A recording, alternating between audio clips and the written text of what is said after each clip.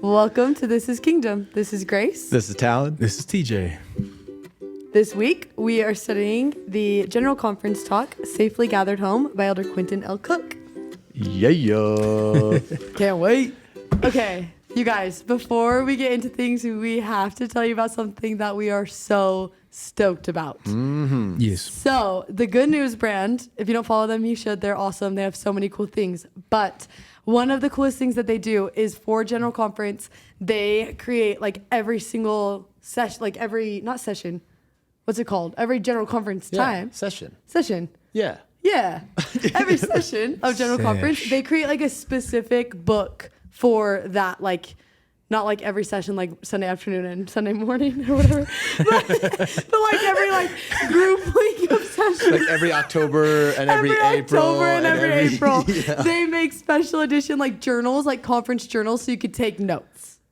Yeah. That was messy, but it's going to make sense in the end. Explain it better, Talon. No, listen, this is all I want to say about it, because have you ever given someone something and they just didn't they didn't care? You know, you give them a cookie and they don't eat it. Have you had that happen? Yeah. Grace has no idea where I'm going. No, I do. I don't. I don't have any idea where you're going. It's the worst thing ever. Okay, and I actually had this realization that God was like giving me all these revelations and that I wasn't really like keeping track of them. I was kind of just like letting them slip and like letting them go. And I was like, oh, you're probably not going to want to give me a lot more if I don't keep better track of them. And this is why I'm actually obsessed with this idea. And I'm so excited to have this for next conference, because you get these journals and all of a sudden it's like this sacred place that it's like, God, whatever you tell me, whatever you teach me, like I'm going to get it. I'm going to keep track of it and I'm going to use it. And I think it just shows him like, I want more. Like I value the things that you have to say to me. And it's cool because explain, like show the journal and explain. It's like built to encourage that idea. Wouldn't you say? Yeah, because it's just like beautiful too. And Maybe I think try for to me show too, the pictures. This one has really cool artwork. the artwork is beautiful in this, and there's so many spaces to write. And I think when it's like, sometimes I do it in like janky little notebooks that like end up in the trash. You know what I mean? But this is like beautiful. High and quality. It's like, yeah, it's high quality. That way it's like, I don't know, you value it more. I like Yeah. mine. Okay, wait, better. we should Oh. explain though. There's Okay. 3 different versions, okay? So Talon has like, there's this version that looks like this and it's beautiful and it has stars on it. And it's like kind of intense, wouldn't you say? Not intense, but it's like There's lots of room to write. lots of room to write. If you are a big writer, if you're a big note taker, this guy's for you. Mm-hmm. And if you're not a big writer, and if you're very simple-minded, this one's for you. But I like this one because it doesn't give you a whole page for a talk, because that would make me real anxious. But it does. But his gives like 2 pages for a talk. Mine gives 1 page for a talk. And but this is my favorite part, is it has specific parts for promptings, promises, and invitations, which is really important for me, because I'm just like, okay, let me take what I need and so we can apply it. And so that would be really helpful if you like stuff like that. Okay, and there's a third option that seems like you're not going to care about it, but you actually Grace might. loves it. Yeah, Tell 'em, because this Grace. is mine. This is the one that I use, and I've used it for years. Like I've probably used it for the last like 2 or 3 years. It's the kids version, okay? And it looks like the kids version, like for sure. But listen, you guys, I like it because I'm not a big note taker. I'm just a big, like, I don't write quotes or anything. Like all I write is impressions and thoughts. And I don't care about quotes. I don't care about anything that inspire, well, like things that inspire me. But like I'm a big, like, I just want to write down the things, like I don't want to like focus on too much. And this, it literally just has like this, it's like a quarter of a page for each speaker, and you could draw them if you're getting a little sleepy. Do you draw them, Grace? Yeah, you I do. do? I do. I can't wait to draw my mom. Anyways, We'll post that one. so it's so simple, and there's like coloring pages. So if you like really like, you just trying to like, I like this one. That's all I'm trying to say. Is that I Moral like of the this one. story, we about to elevate our general conference experience, y'all. Yes. Mm-hmm. And they're actually cool. Go look into them. Go buy them. Go see them. We are obsessed with them. You can find them at the Good News Brand Co. Find it on Instagram, or you can just search it on Google, I'm sure. Nice. Easy. Now, let's get into it. Y'all, can I just get straight to it? I'm not even going to do any cool intro. Like, I'm going to just tell you the part that I'm obsessed with, like right now, here at the start. Sound good? Straight to business. Can't wait. There's this part that he talks about how it is essential for each member to become a beacon light and how we cannot be in camouflage. And I've been like thinking about that all day long. Like, what is the difference between a light and camouflage? And if you think about it, camouflage camouflage. Well, I can't even say that. Camo, that's easier. Okay. Camo. Camo like blends in with its surroundings, right? But light changes its surroundings. I'm like, oh, that's kind of like a cool thought. Like you can't just be one that like blends in with everything. And what I've been racking my brain on for so long is like, what takes somebody from camo, somebody that blends in with their surroundings, to a light, somebody who changes their surroundings. And I think what I realize is like the biggest thing is you have to genuinely start caring more about what God thinks than what other people around you think. Because as long as you're living based off how other people think and what they think about you, all you are going to do is blend in with everybody else.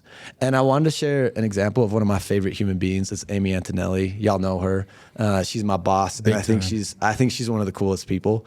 And this is why there's this time in her life that she had like such a cool job. Like she was making like big time bucks. She was doing good. But then she like went on this trip to India and she met a leper. And on this trip, something happened that it like changed everything for her. And all of a sudden she got this prompting that she needed to go home, quit her job, sell her house, sell her car, and move to India to like start blessing lives there. Oh, that's a big prompting. That's a big prompting. I'd be like, did I get that right? Yeah. I'm like, You sure? That's what you what about a trip? What about a trip? Was that my head or the spirit? I think it's my head. This is what happens though, okay? If your friend comes up to you and tells you, hey, I got this prompting to do this, like, what are you going to be saying? Go. You get it. Well, okay, you're that kind of friend, but everybody else is like, you crazy. Like, what are you thinking? Like, you can't leave this job. Like, you can't sell your car. You can't sell your house. Like, and they tell her all the reasons why that's such a crazy idea. And what I'm so grateful for about Amy is that she decided in that moment to not be camo and listen to what everybody wanted her to do, but to be a light and do what she knew God wanted her to do. So she goes out, lives there for 7 years, and like creates this like beautiful thing that has affected so many lives.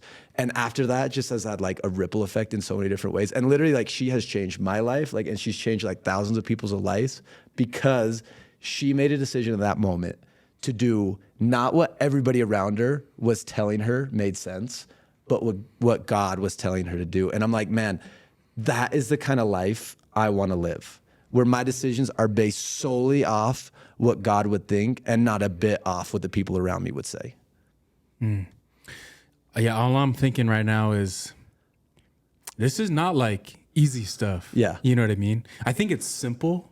Like the gospel is simple, the gathering is simple, being a light is simple, but it's not easy. I'm just thinking of 100 reasons why that might not have worked for Amy.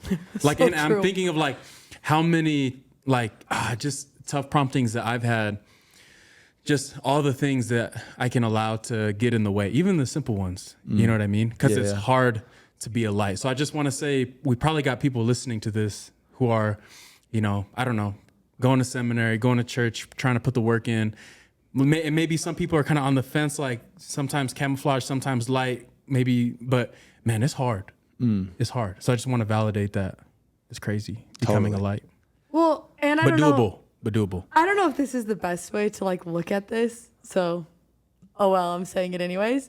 But it's interesting to me because I think you're right. Like, I think there's a lot of times when you're like, okay, but yeah, it's actually just like, this is just easier for me. This is just working better in my life. And it's interesting because I was just trying to think, I was like, what actually makes it worth it then? Because no offense, but I'm like, why do I want to be a light? It's more comfortable to You blend know? in. Yeah, like like- it's easier. There's less risk And there's for a lot of lights embarrassment. out there already. Yeah. Like you just like were saying that. And in my head, I was kind of like, well, it's working for me. Like, you know what I'm saying? Like, what if it's working for me to just be in camo? But it's interesting, like thinking about Amy and then just thinking about, I started thinking about scriptures. That's just kind of where my mind goes. And I started thinking about Peter, and I think we've talked about this before. But it's interesting because he lived a pretty camouflage life. Like he was used to that. He was good at it. And we don't know anything about it. You know? Like, awesome, great. Yeah. Like he did it. And then he decided to stop living that life and stop living the life that was easy or that everyone else was living or that like the neighborhood expected of him. And all of a sudden he was doing things that he'd never done, letting go of things he's never let go of, which is also interesting to me just as a side note that in both those two stories, they had to let go of things. But there's something there in the fact that like, and I don't want this to come off in like a selfish way. It probably is. So I guess I'm just going to say it anyways. But there's a big part of me that like actually cares about being part of a big story. I want to live a life that is full of story and is good. And I think at the core, I hope I live a life that directs, like, I hope I live a story that's directed back to him. Like, I hope my story points to him.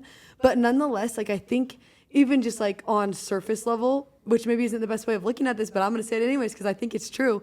I just kind of want to be like, listen, yeah, go ahead, live your life in the camo, but like, what stories are you going to have? You know? It's so true. And maybe it's like, okay, yeah, maybe it is like a little selfish, but like still a good desire. You know what I mean? But if you look at it in like a selfless way, I've been thinking so much just about like a lighthouse. Like a lighthouse sticks out like a sore thumb. You know what I mean? Like there's no way that a lighthouse is blending in.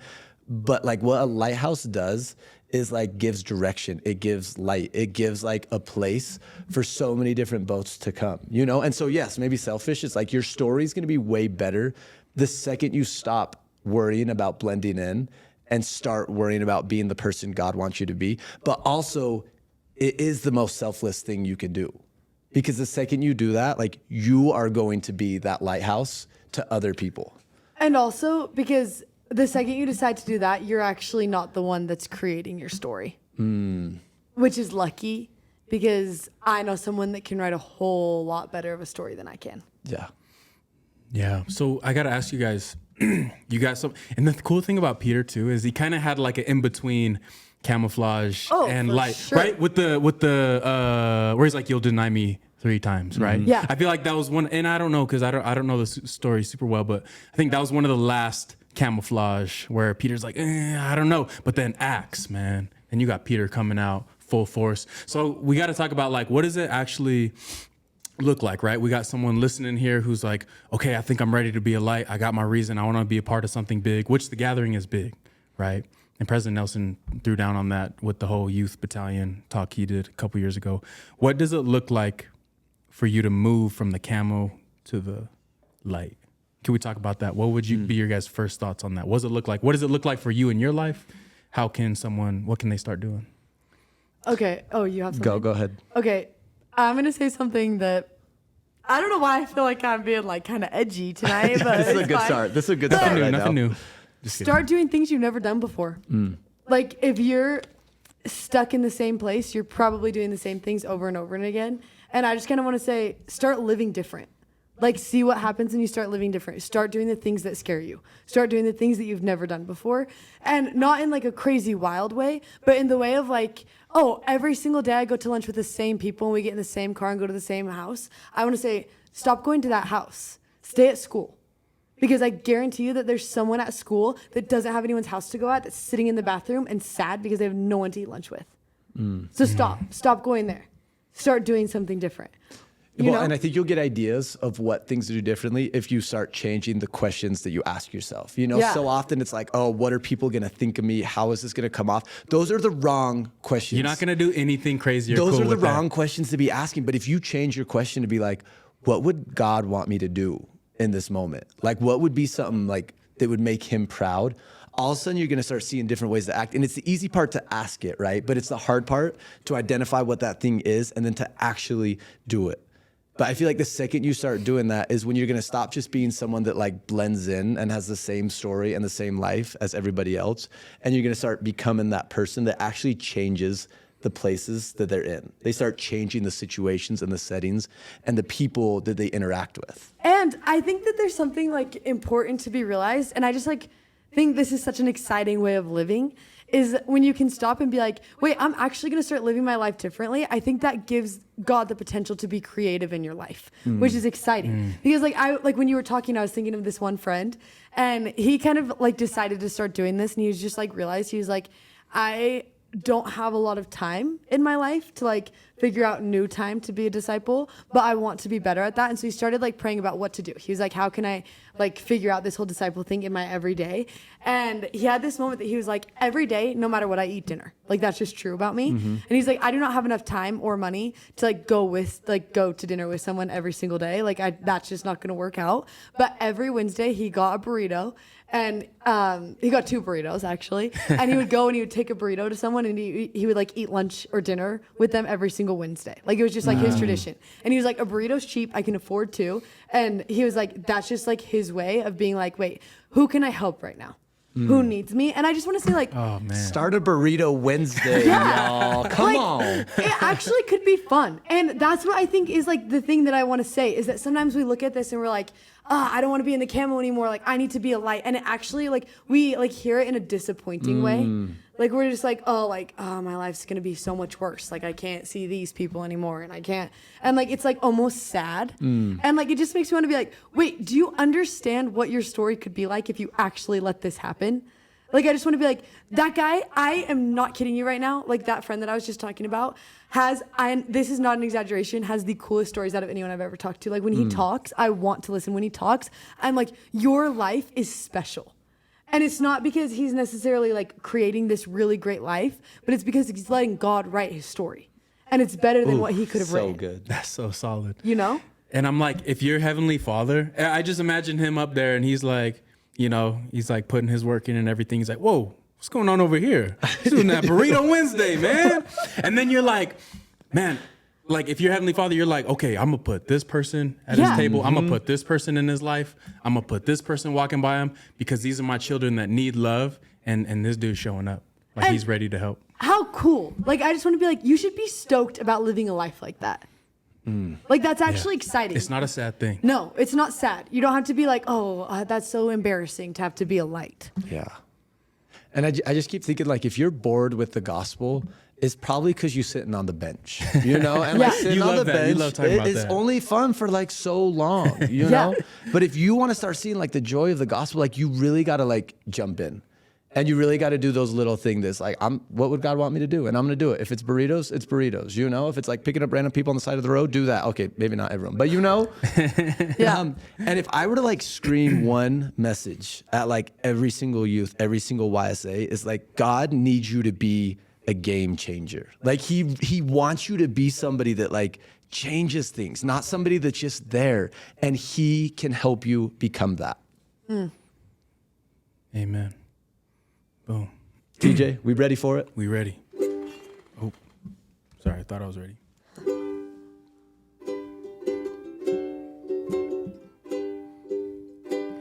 I'm trying to be like Jesus. I'm following in his ways. I'm trying to love like he did in all that I do and say. At times I'm tempted to make a wrong choice, but I try to listen as a still small voice whispers, love one another as Jesus loves you. Try to show kindness in all that you do. Be gentle and loving in deed and in thought, for these are the things Jesus taught. Yeah. See you next week.